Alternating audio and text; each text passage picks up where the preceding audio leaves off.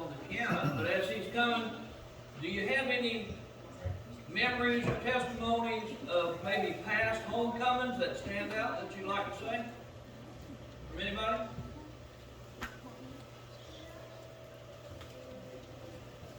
Got your phone?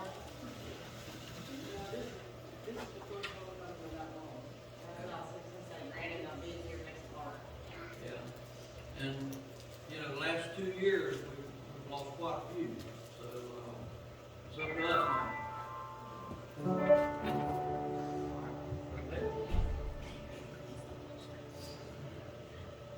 I'm not sure the name of this song. It's been sang in this church a lot.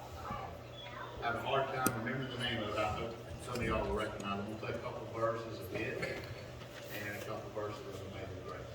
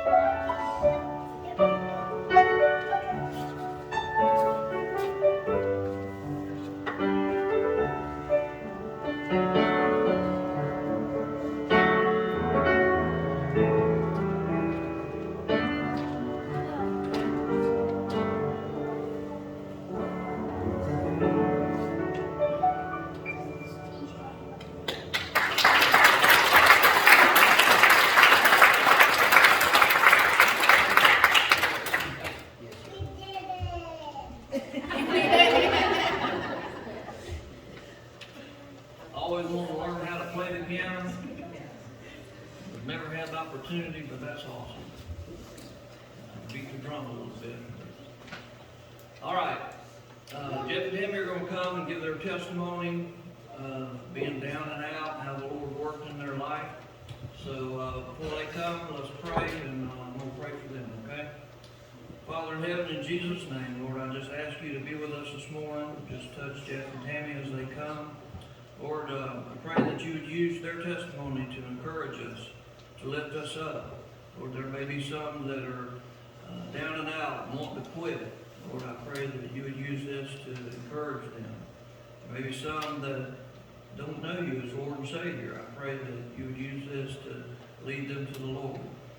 Now, Lord, I pray that you would just put your hands on them, that you would hide them behind the cross, that you would just fill them with your Holy Spirit, and use them mightily. In Jesus' name we pray. Amen.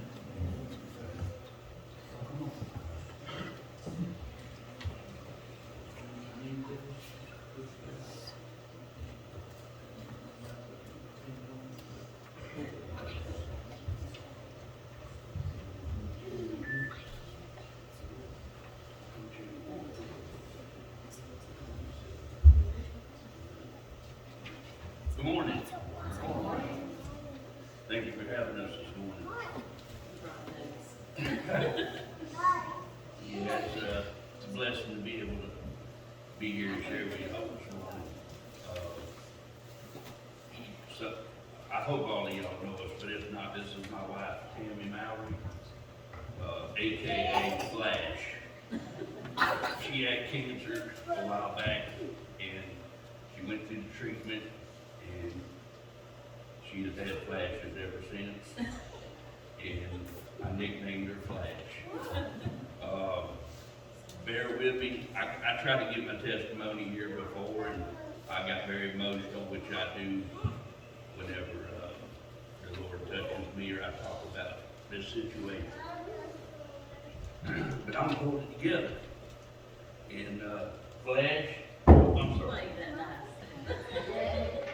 We started off this morning kind of rough. We didn't know church was at 10:30. We thought it was at 11. Brother Randy had to call us and tell us, hey, y'all coming?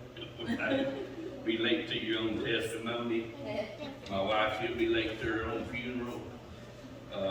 But now that she's Flash, she can get ready in 30 minutes instead of an hour and a half. But anyhow, I'm gonna take y'all back. You have to humble yourself when you give a testimony. You talk about personal things. I'm gonna go back to when I was a young man. I was raised up Catholic, and I didn't know what getting saved was. And let me stop for a minute. If I do fall apart or I get emotional, my wife's going to share with you her cancer stuff and what she went through. But I'm going to try to hold it down. I raised up Catholic. I was an altar boy. Went to Catholic church and Catholic school until 7th grade. I was a pretty bad kid. And I was raised up in a drinking and drugging environment. I was lost, didn't know what being saved was. I rebelled at a young age. The Catholic Church actually asked my dad to take me out of the school and the church and take the rest of the family with me and throw us out. I swear to you, 7th grade. That's how bad I was. Because I wanted to go to public school with my friends. So I didn't go to church for a long time. I had no clue what the Baptist religion was about or any other religion. At 17 to 19 years old, I ended up a full-fledged alcoholic and a drug addict.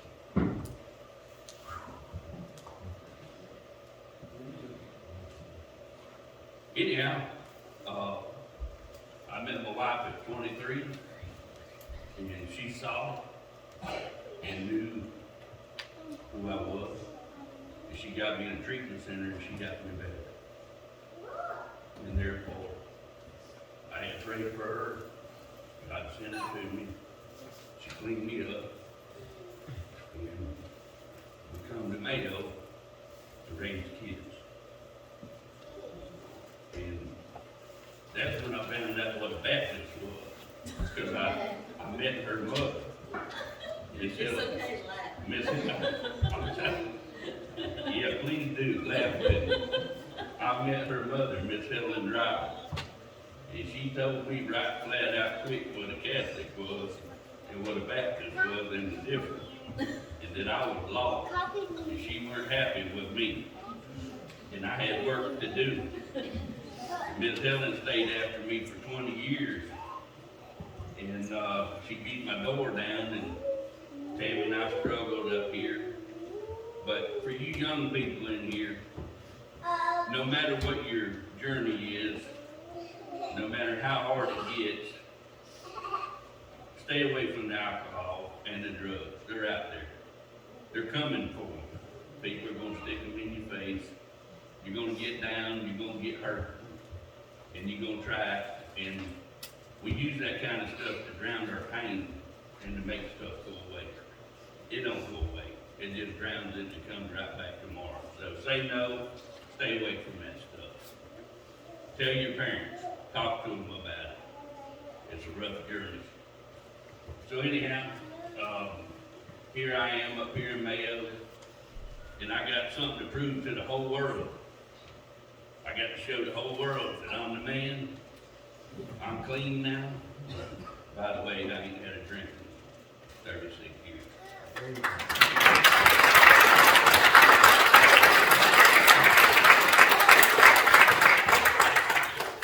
You don't think AA has a 36-year chip. I know I got a 5 and a 10, but I don't think they got a chip for that far out.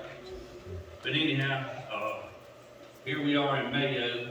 We come across that bridge, 1989, with $138 of a beat-up car, a 1-year-old daughter and a bulldog, and a U-Haul full of junk. Gonna make a run in Lafayette County. And I had something to prove to this town, Ocala, where we come from, the whole world, that I was gonna be somebody, and I was gonna have nice things, and I was gonna be a fat cat. I was gonna be rich, I'm gonna make it in Mayo. Now, that's saying something. I seen one red light in all them hunting woods. I said, how's this gonna happen? But anyhow, I set out on this journey, and I didn't even think about God or religion. I was just a bulldozer, running over everybody and just had a mission. And I had already, back when I was a young man, I made a lot of money. I drank and drug it all gone. So I always say that drinking and drugging got my first million. Before we left to come to Mayo, I had a bout with the IRS. And they wiped me out, took my business, all my stuff, and sent us to Mayo with $136. So the IRS got my second million.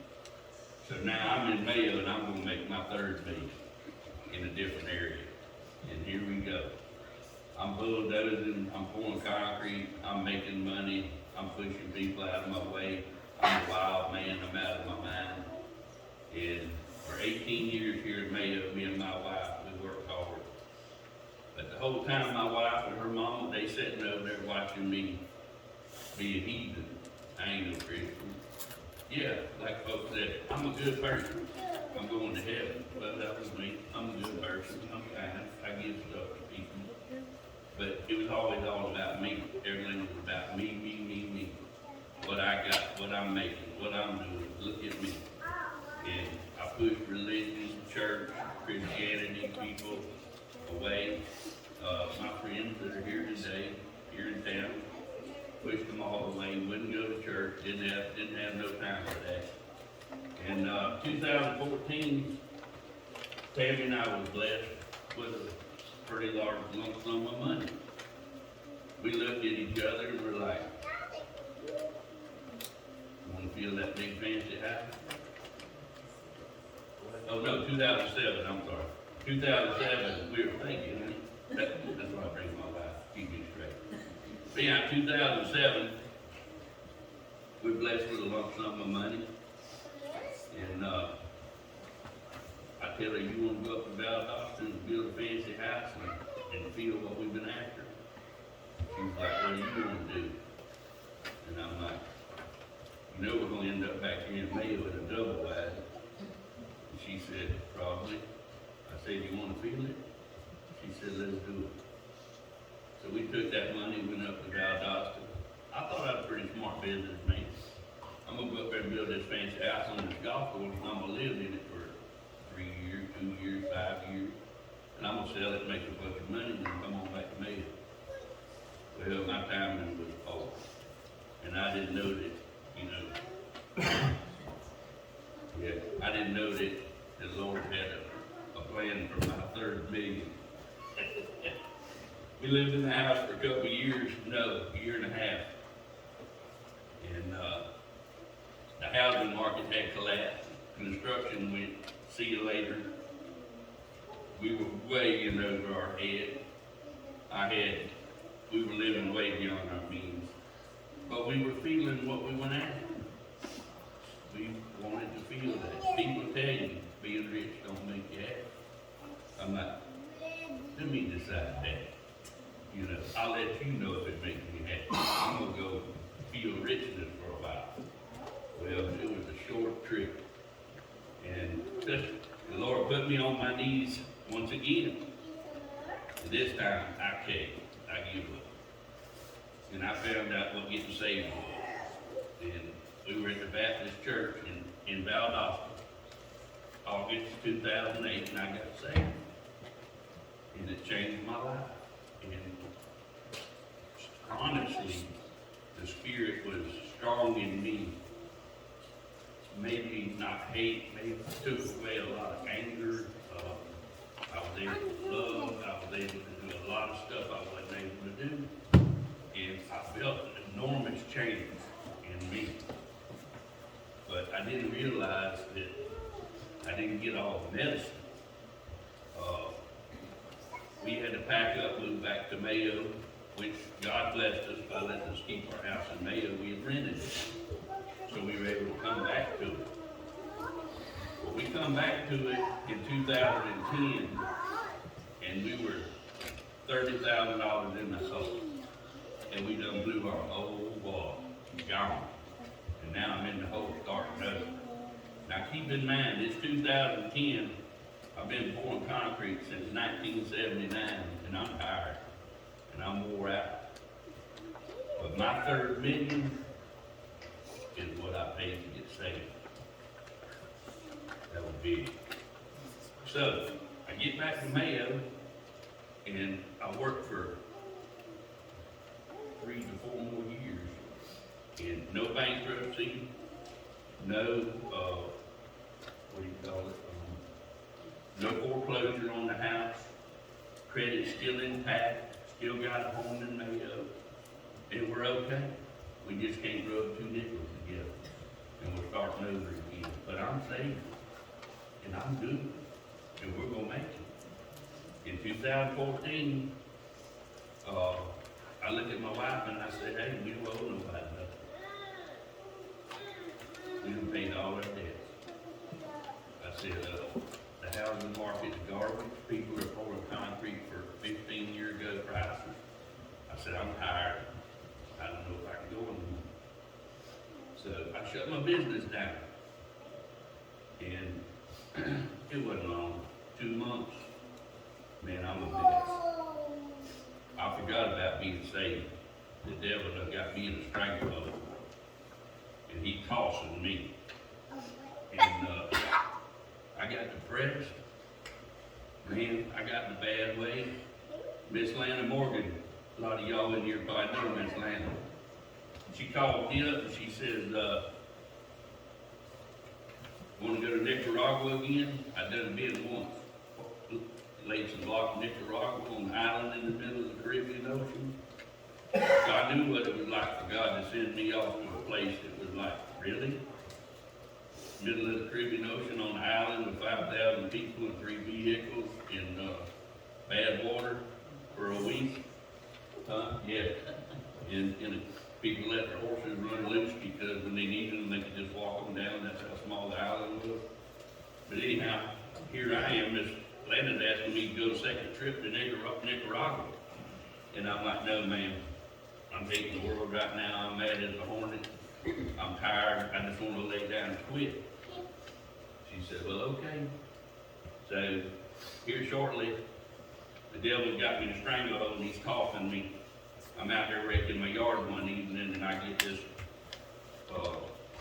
notion that I'm through dealing. Now I'm saved and I love the Lord, but I give up. I ain't prayed to him. I made up my mind because the devil had hold of me that I'm going to leave my wife and family and I'm going to go get on the bar stool and tell everybody to go fly kite. That's where I'm at. And I was fixing to do it. Tammy and Melinda went to the Walmart. I was home alone. Come in from outside. Message on the recorder. Take off my clothes. Go get a shower. Pack me a light bag.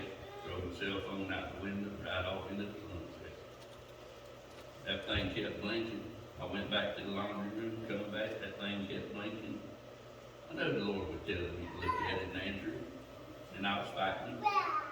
I answered that recorder and it was a guy I only met twice. Christian man from Jacksonville that I did some work for. I was like, well, out of respect for him, I'm going to call him and see what he wants. I'm standing there in the kitchen, I called him. He said, man, you don't sound well. I said, no, sir, I ain't well. He said, tell me what's going on. I said, no, tell me what you want. I said, I got this. He said, no, you don't. Tell me what's going on. Like he knew something. So I told him I was fixing to make the biggest mistake in my life. And he said, no, you're not. He said, you're going to make me a promise. You're going to either go in there and get a shower, get your Bible, and go get out there on the couch and read it, or you're going to call a friend from the church, and you ain't going to do nothing tonight. And if you still feel like this in the morning, you go ahead and do it. But you promise me you ain't going nowhere tonight. Yes, sir. So I went and got a shower, and I went and opened my Bible. Read my Bible for, I don't know, an hour. They're still at the Walmart. I turned to Mark because I never heard a preacher preach much in Mark. There's always something else in the Bible. And believe me, I don't know the Bible hardly at all. I probably ain't opened it up 50 times in my life. So I read Mark 1 through 9. And y'all might believe this, you might not. But I got glasses on. And I'm looking at chapter 9, and when I rolled the page, there was some chapter 9 left, and then it went to 10. When I looked at chapter 10, it went blurry. I couldn't read. And I got scared. Goosebumps run all up over me. And I got scared. I turned the page, flipped it back. Chapter 10, I could not read what the title of chapter 10 was. I was scared. I put my Bible on that table, shut the light off, and laid back. And the Lord told me, he said, he didn't want me to see chapter 10, and I'll tell you why in a few minutes. The Lord told me while I was there, with my eyes closed, you've been serving yourself your whole life. I done let you make a lot of money, and you still don't get the message. So, you're going to go to Nicaragua with Miss Landon, and you're going to go to North Dakota for this job that's been offered to you. And you're going to serve me first, your family second, everyone else third, and you're going to put yourself last. And I'm going to take care of you, and I'm going to serve you. And if you do what I'm telling you, you'll never have to worry about nothing again. And I'll make sure everything's good. It ain't going to be easy. It's going to be rough. But you put your faith in me because you have no faith. And and I'm gonna build a faith. And you surrender to me, and I'm gonna guide you. And the outcome of everything we do is gonna be miraculous. You just gotta stay to the task and do what I tell you, no matter how hard it gets. And I'll take care of you and your family and everything that's around you. Now, he got my attention. So, my wife comes in, I get up out of the couch and I go meet her and my daughter at the door and I give them love and I told them, I'm going to Nicaragua and I'm going to North Dakota. And they're like, say what? I said, what I gotta do? I said, I'm all better. I got a mission. I'm not tired. I'm not down. The devil's off of me. I gotta go. I gotta go. That's what I gotta do. So I called Miss Lana. Told her we're going to Nicaragua. She says, this is like in just a couple of days. Be at the house, bring your backpack and your suitcase, and we'll go. I said, I ain't got no money. She said, it's already paid for. We need your expertise. Boom, I'm at Miss Lana's house. I got this backpack that I took every nickel I could rub together and got me some Slim Jims and some Vienna sausages, and I got me some chewing tobacco, all the luxuries of America. I got this backpack packed so full of goodies, crackers, and sardines, and man, I'm going on the biggest fishing trip in the world to Nicaragua. I'll make sure I got my goodies. So I go over there, there's this pickup truck, everybody's throwing their backpacks in the back of the pickup truck, and they put their suitcases in this other truck. I swear to you, I put my backpack in the middle of that truck, and they throw 10 or 12 backpacks on top of mine. And when we got over the belt of that bus, my backpack was gone.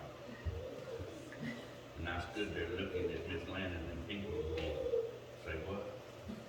Everybody got their backpack but me. I'm addicted to Copenhagen like bad. You can have all the goodies. I need the tobacco. I ain't got but a few bucks in my pocket. Cause I told you, we're broke. We drive back, look side of the road, spend 45 minutes looking for my backpack to no avail, no backpack. Miss Lana says, what you gonna do? Lord said, you going to Nicaragua. I told you, I got you. And I'm like,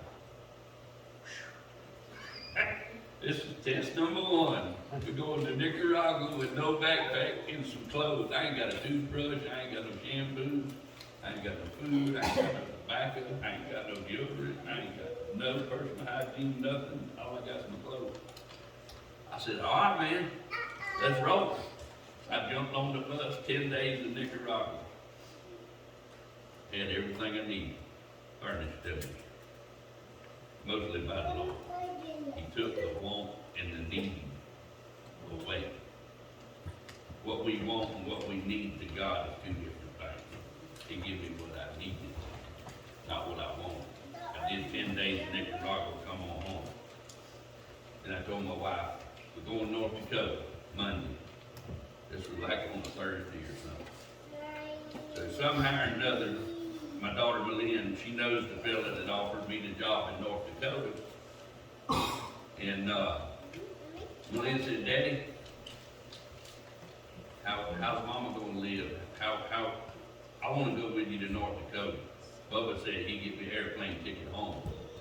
I'm like, that's fine. You can go up there if you want. You can ride with me. I don't care if you ride with your mama. I need $900 to do what I gotta do, and I gotta figure out how to get your mom some money. He said, $900? I said, yes.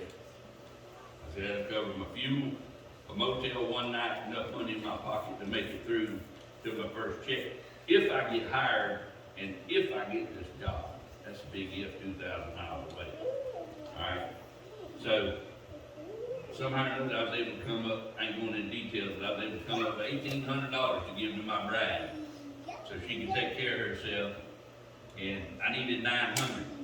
Phone rang, hey, y'all come stay with us at the lake and go to church with us this weekend. We heard you're going to North Dakota. We want to see y'all, some friends of ours. Okay, we'll come to the lake. So Tammy's got her $1,800. I need $900. I ain't told nobody I'm going anywhere. We go to the lake, we put our stuff in the bedroom at the lake house, and there's a little card up there telling us what great friends we are and how much they love us, and there's $100 bill in there. I was like, oh, that's so sweet. Here, baby. Put that in your wallet for me. We spend that evening, we go to church that weekend. When we get to church, I'm standing there singing, and I feel somebody stick something in my back pocket. I just turned around and there's a buddy of mine. I shook his hand, smiled at him, kept singing. Like I say, I ain't told you about that. We go to, word was out. Jeff was leaving town. Jeff crazy, he out of his mind that he's leaving town, word was out. So I go to Sunday school class after church and my buddy says, hey man, where'd you park? I said, side parking lot. He said, pull around the front after church, after Sunday school, I want to give you something. My buddy hands me a set of golf clubs. He says, man, when you get on your feet up there, you're probably going to have some fun. And I know you sold your golf clubs back when you was paying back all that money. I didn't sell it for the money to pay off my debt. I sold my golf clubs so I wouldn't play golf and let people see me having fun while I owed money. That's who I am. So he gave me a new set of golf clubs and he handed me $200. And I was like, that's sweet, man. Good, Tammy. Thank you, bro. Give him a hug. We hit I-75 coming back to Mayo because we went to church in Valdosta. And I said, open up that envelope, see what's in there. Now keep in mind, 100 at the lake, 200 with the golf club, it's 3. She opens up the envelope, say 5. That's $800. We riding down the interstate, my dad called. You gonna come over and see me and your mother off this evening before you leave in the morning? Yes, sir. We go over there and see my folks. My dad hands me $100 bill in a gas card for 1 tank of gas. I got $900 in the tank of gas. What's the chance? I'm going to Northfield in the morning. So me and my daughter light out for North Dakota. I get up there. I was the fastest hire that that company has hired since it's been in that town. 8 days. Give me a job making $100,000 a year. And the best benefits money could buy. Praise the Lord.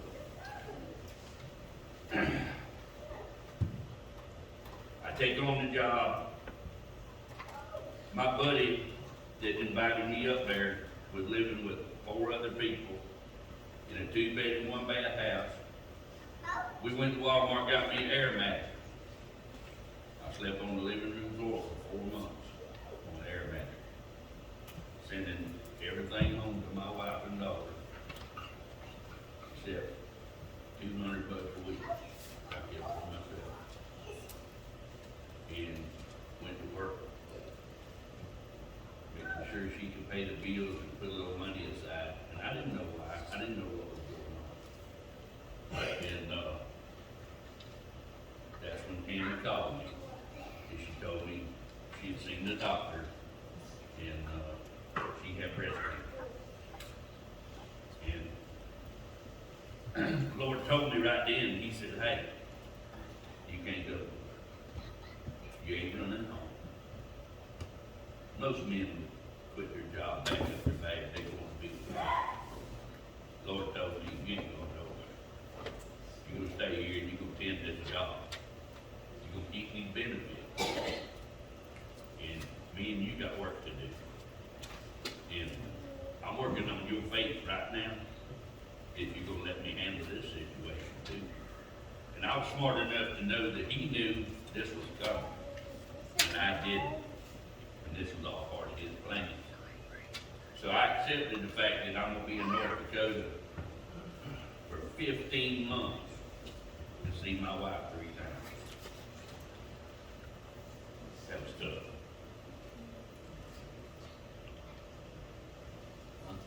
Give me 1 second. When she told me what was going on, I knew right then that our life was changing.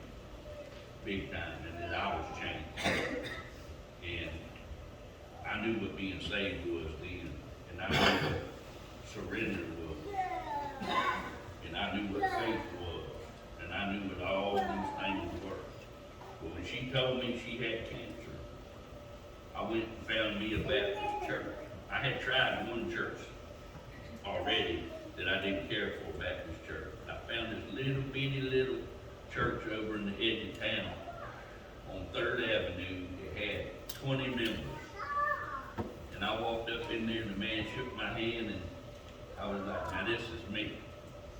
And I went and sat down and the preacher gets up there and he says, open to Mark chapter 8.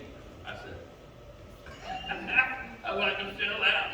I was like, are you kidding me? I was like, just sitting there all by myself, I'm going, what? And I don't even know what Mark chapter 8 said. Just the fact that he said open to Mark anything just blew my mind.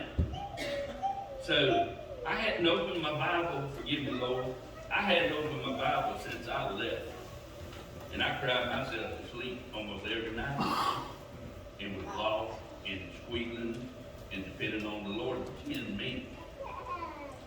I got my Bible and I said, I'm hunting chapter 10.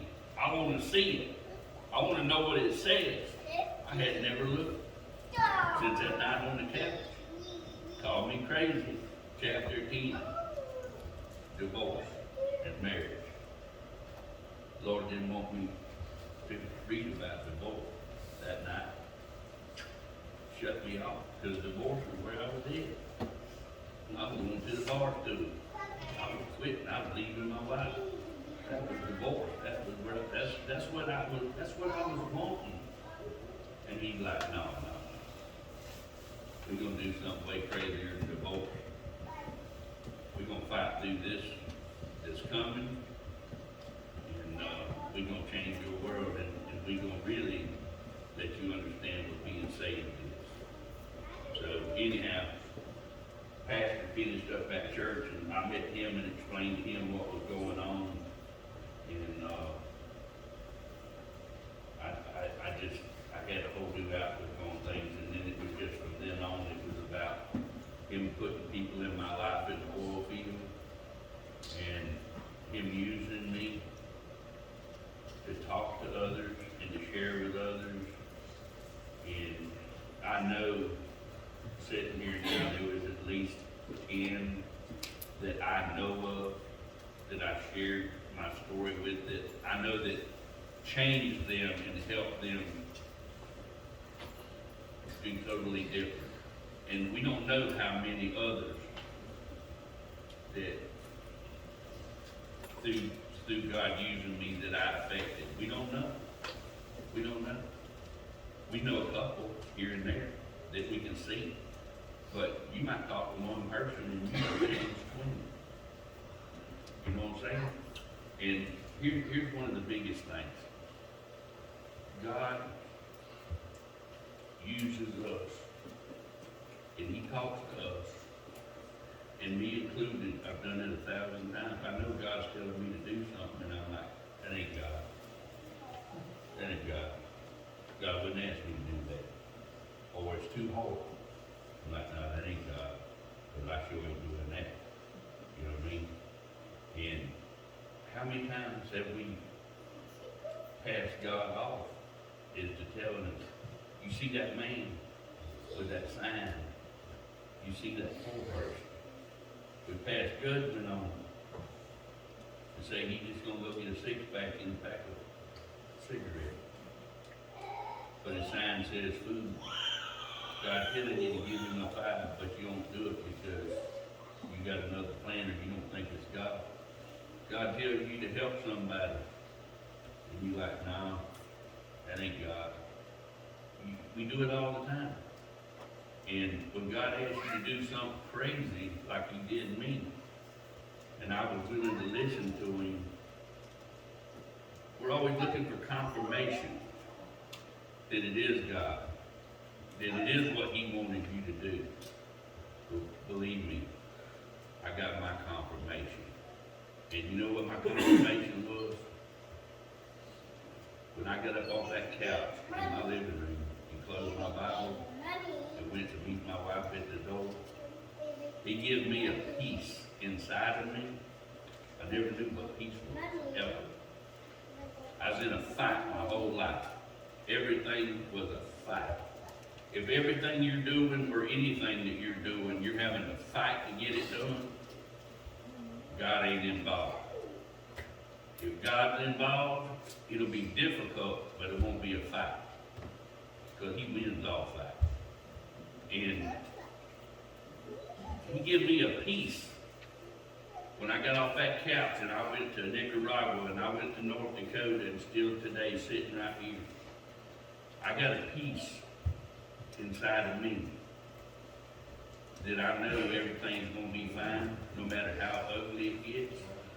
And I lay down and put my head on the pillow every night and I go right to sleep, and there ain't a day that goes by I can't sleep 10 hours. How many people you know 61 years old can sleep 10 hours 7 days a week? It's almost unheard of. Most people can't sleep that long. But it's because I'm at peace. And it's a feeling that is so beautiful. And you know what God told me?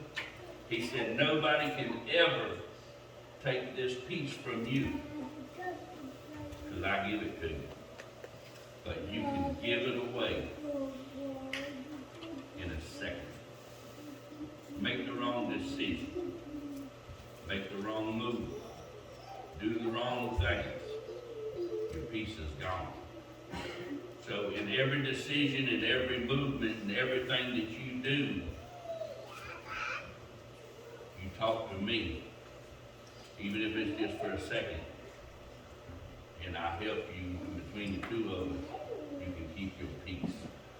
Because you know as well as I do, people take Christianity for granted, and they think it's a weakness. A lot of people see Christianity as a weakness. Christianity is not a weakness. If you're humble, you're soft, you're loving, a lot of people will see that as a weakness. I carried a ball bat with me, and I rode tough guy most of my life. I'm ashamed of it today. Rolling with love and kindness and the Lord in your heart. That's strength. And that's where your peace comes from. And I'll never give up that peace, no matter what I got to do. And now I'm going to let Tammy just share. I'm not going to let Tammy, I'm going to ask Tammy. I still ain't learned that. She's in charge. She's in charge. Tammy's going to just share with y'all what she went through, and thank y'all very much for listening to me. Let me share.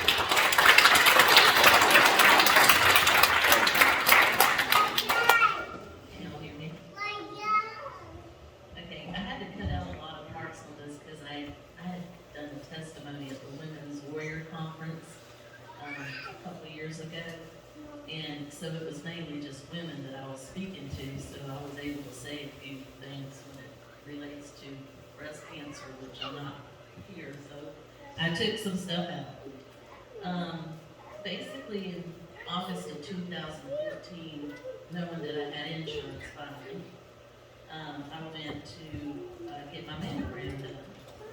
I was able to speak to a doctor who actually thought she saw some suspicious findings on, she found a walnut-sized growth on the right breast. So she said she needed me to come back and get a biopsy, which I did a week later. And then I had to wait 2 grueling weeks to find out the answer to the findings.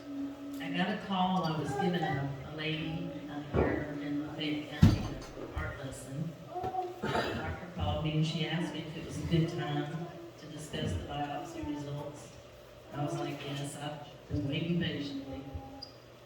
She proceeded to tell me that the diagnosis was ductal carcinoma, the aggressive kind of breast cancer.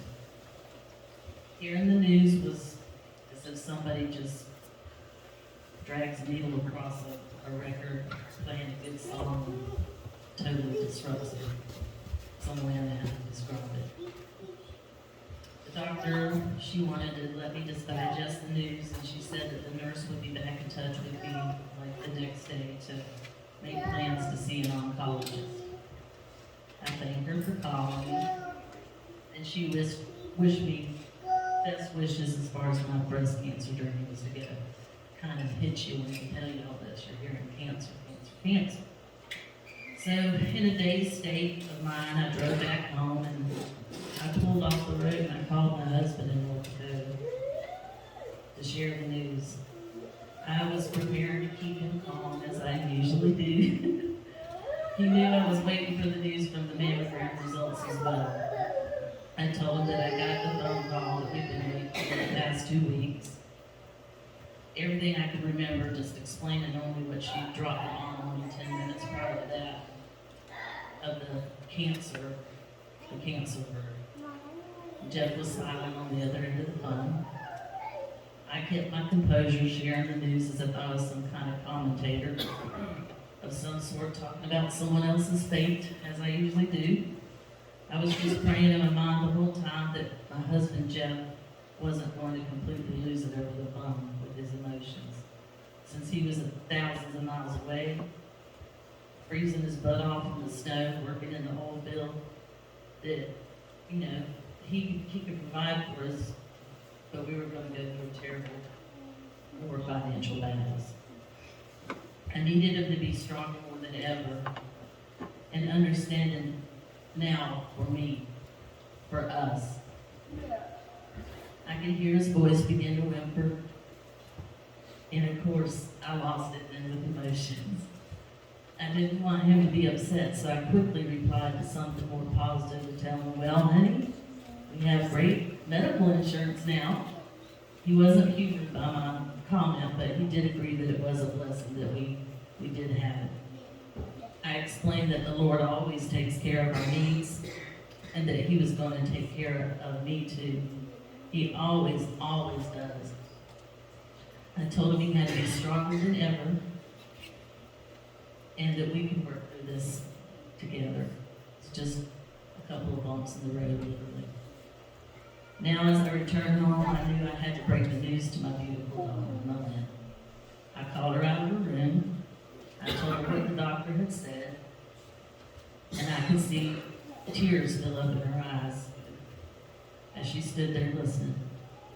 She asked several questions, and I answered the best way I knew. She was like, is it real bad, Mama? Like, what stage is it?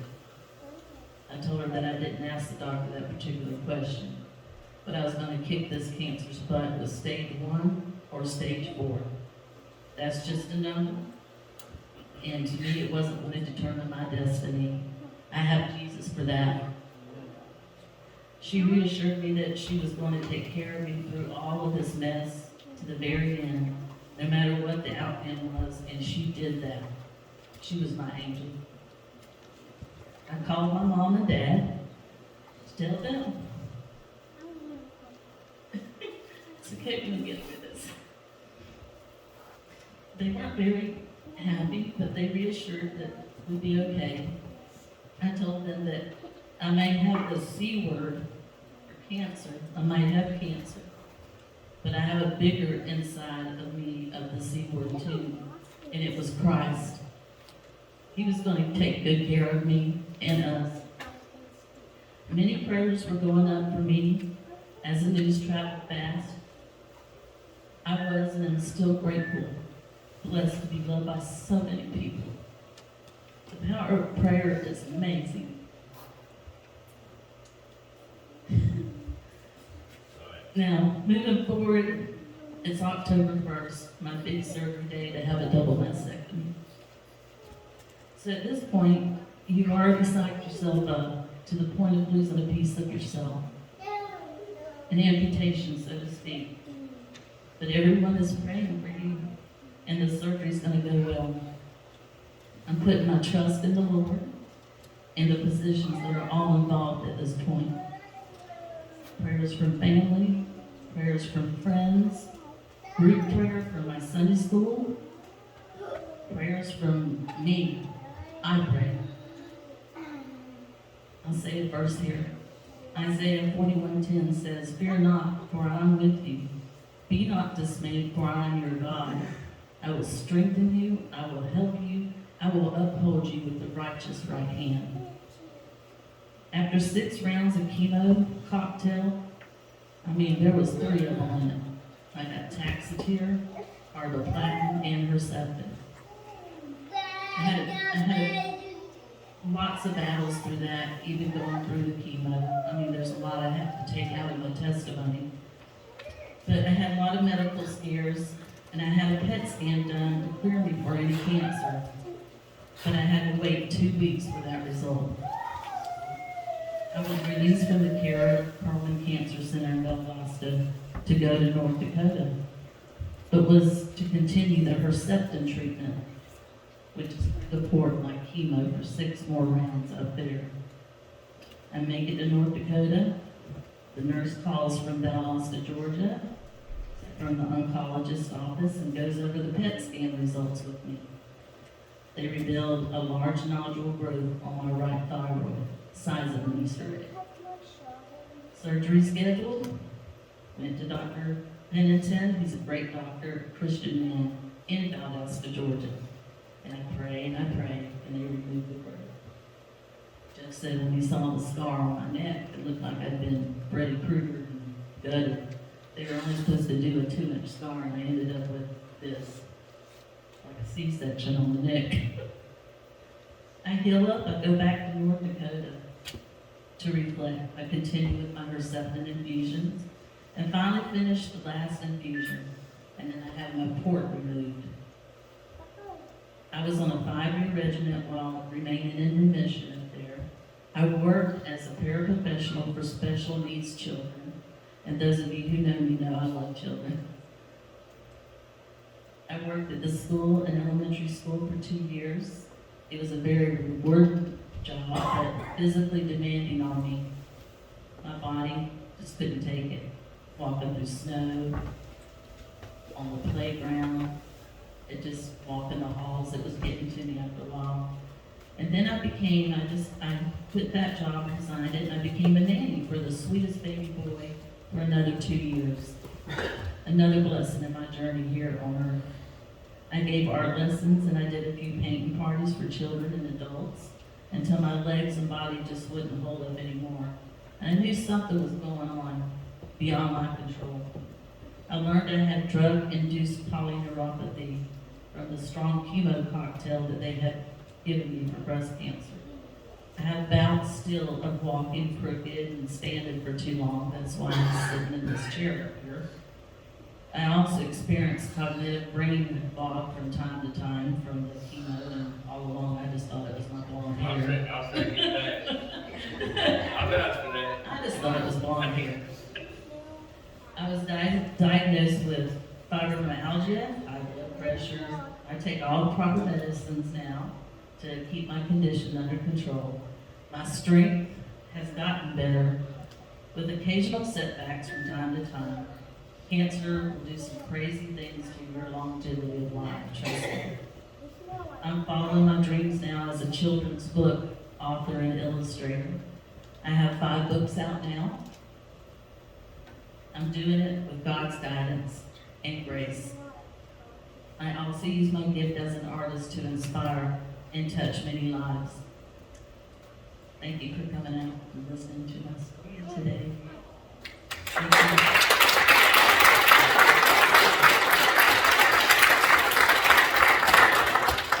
I'd like to share one more thing with you before we ask something of y'all.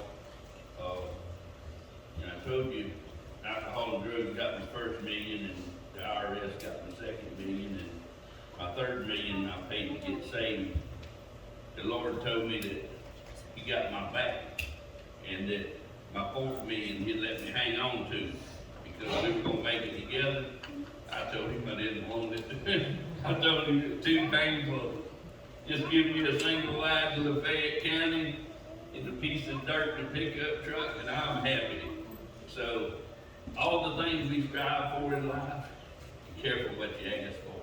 They come hard, and they leave.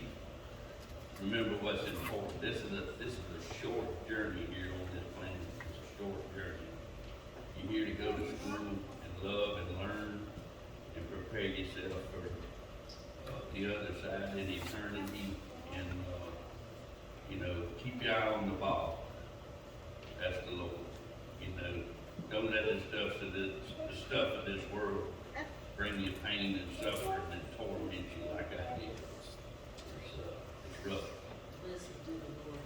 Yeah. Have faith. And, He'll talk to you. yeah. And with that being said, now that y'all know who you're dealing with, and that you got a beautiful Christian woman here that's been saved since she was 12, and you got a heathen that's just still trying to figure it out and been, Work in progress. the devil's chasing me one minute and the Lord's chasing me the next. Based on that, you know who we are now. We put our stuff on the table. Tammy and I would like to ask y'all if we could join the church.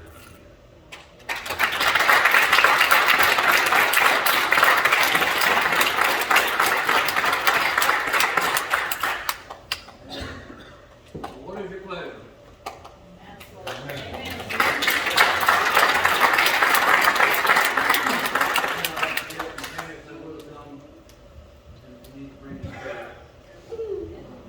But y'all come by and give them some love. They're very dear friends to me, and we've been through a lot together, and they're special to me. So, I never dreamed that I would see Jeff get saved, nor join the church. But he's done both. So, a lot of prayers. All right, anybody need to say anything before we go? But really, I'd like to find out about the books. Where are they available? Yes, sir, they're on Amazon, and actually my second book I wrote was called Halo, about an angel that comes to visit a young girl that's in a tricky situation, and at the end it's got the Lord gave me the whole book. I had the illustrations in my mind, but Brother Randy's actually in the book. Wonderful book. Yes, it's a great story. I didn't even know how it would end. I couldn't say if it was nonfiction or fiction because the Lord told me the whole story. Don't know if it really happened or if it's going to happen, but it's a good book. That was my second one. But on Amazon you can find them or contact me. I have a stock load of them at the house. Yeah, I do. Thank If you. you buy them from Tammy, she'll sign them for you and make them spec. Yeah.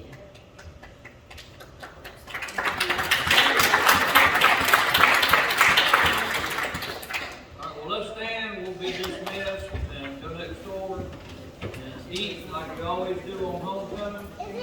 On your way over, come by and give Jeff and Tammy some love, and welcome